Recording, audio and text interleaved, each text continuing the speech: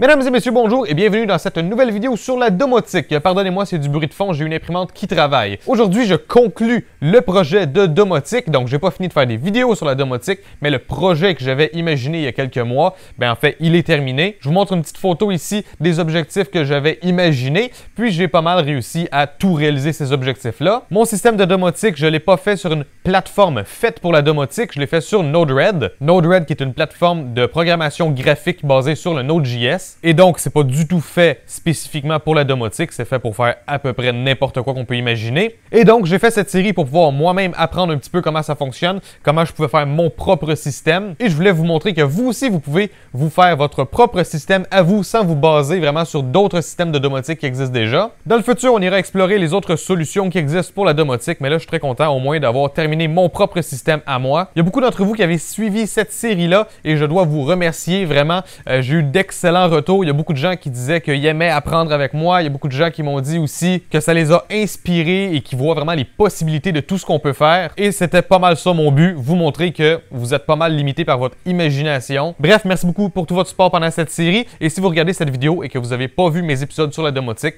une petite carte qui va apparaître en haut à quelque part dans un coin.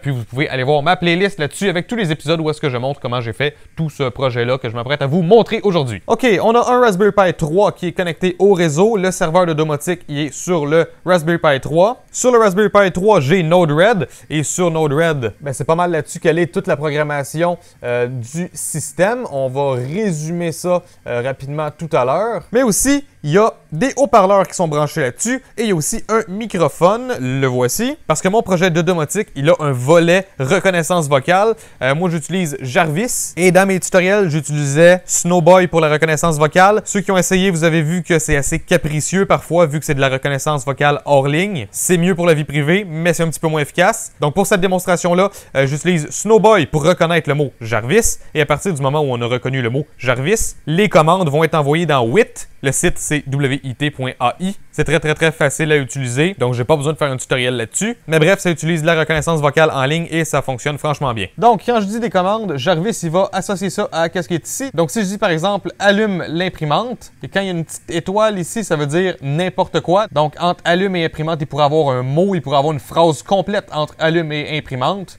Il pourrait avoir une phrase avant allume, il pourrait avoir une phrase après imprimante. Bref, dès qu'il va avoir allume et qu'ensuite il va avoir imprimante quelque part dans la phrase, Jarvis il va aller ouvrir une page web et il va dire que l'imprimante est allumée. Cette page web-là, elle va aller parler dans le port série à mon Arduino qui est juste là. Mon Arduino il est relié entre autres à un émetteur 433 MHz et mon émetteur 433 MHz, il communique avec 5 switches comme ça qui communiquent par ondes radio. Donc, je suis capable d'activer et désactiver des appareils à distance. J'ai aussi un capteur pyroélectrique. Ce capteur-là, il va capter des mouvements de masse de chaleur, comme par exemple un humain qui se déplace dans une pièce. Et ça, je m'en sers pour la partie système d'alarme. Donc, quand le système est armé et qu'on a une détection, on a un stroboscope qui va se mettre à flasher, on a un son d'alarme qui va sortir des haut-parleurs. Et si le système d'alarme est désactivé, on peut décider d'activer l'allumage automatique des lumières. Et là, quand on va être détecté, on va avoir des lumières, celle-là et celle-là, qui vont s'allumer. Si après 60 secondes, le capteur n'a pas détecté de mouvement,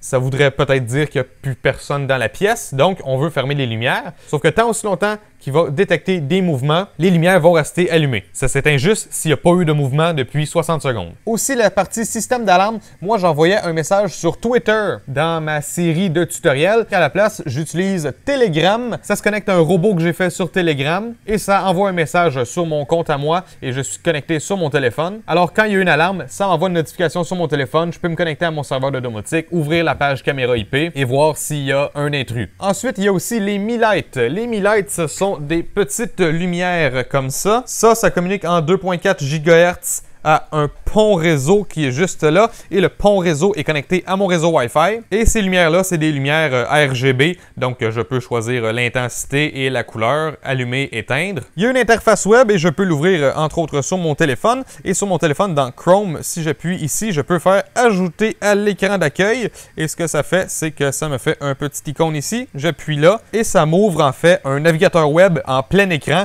comme si c'était une application. Mais tout ce que ça fait en réalité, c'est charger la page web de mon projet. J'ai la partie des relais où est-ce que je peux contrôler les interrupteurs. Ces deux-là sont branchés sur 4 et 5. Voilà, ça communique en 433 MHz, on peut éteindre, voilà.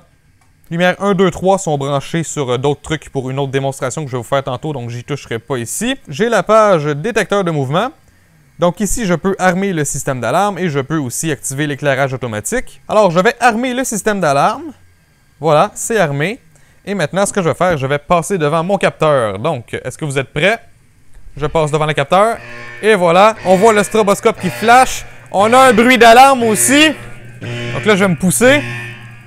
Et en théorie, dans pas long, on devrait avoir une notification sur le téléphone. Voici la notification, donc on va cliquer dessus. Et là, vous voyez, j'ai fait des tests tout à l'heure. Alerte capteur de mouvement déclenché, 21h55, 04 secondes, le 17 mai 2018. Et si je regarde dans l'application, voilà, 21h55. Il y a juste les secondes qui sont un petit peu différentes. Et la date, elle est pareille, bien sûr. Donc, je vais enlever le système. Ensuite, l'allumage automatique. On active ça. Vous voyez, les lumières sont éteintes en ce moment. Je vais passer devant le capteur pyroélectrique. Voilà. J'ai une lumière qui s'est allumée. L'autre lumière s'est allumée.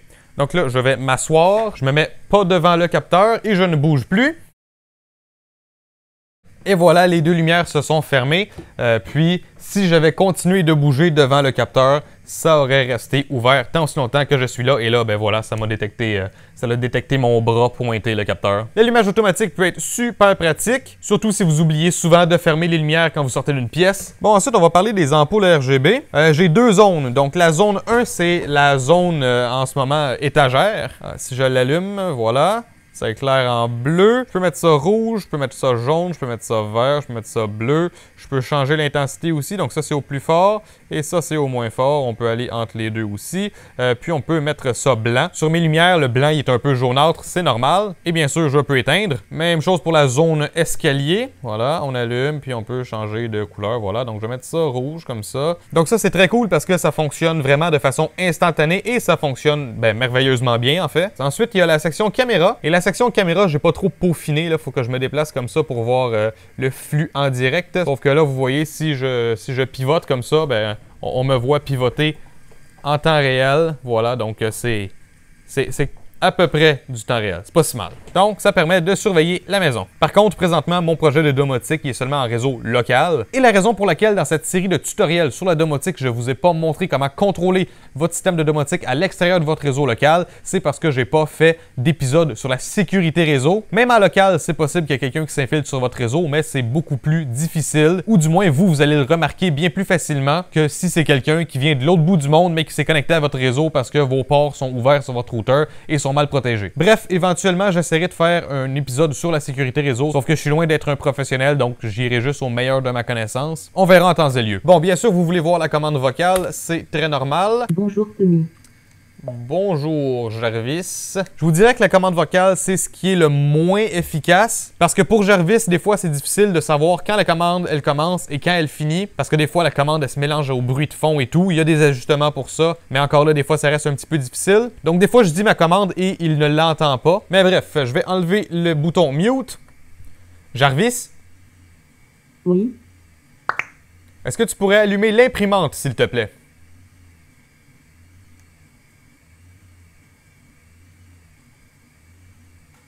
L'imprimante est allumée.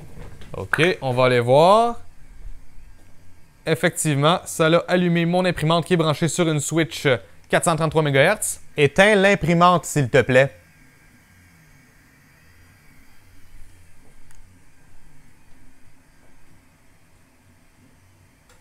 L'imprimante est éteinte. Et voilà, l'imprimante s'est éteinte. Jarvis? Oui. Allume le ventilateur.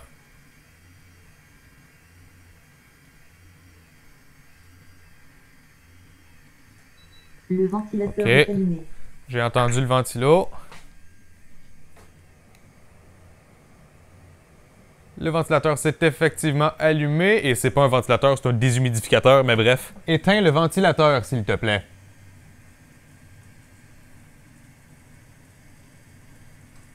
Le ventilateur est éteint. Et effectivement, on peut constater que le ventilateur est éteint. J'aimerais que la zone étagère soit bleue. Et voilà. J'aimerais que la zone escalier soit verte.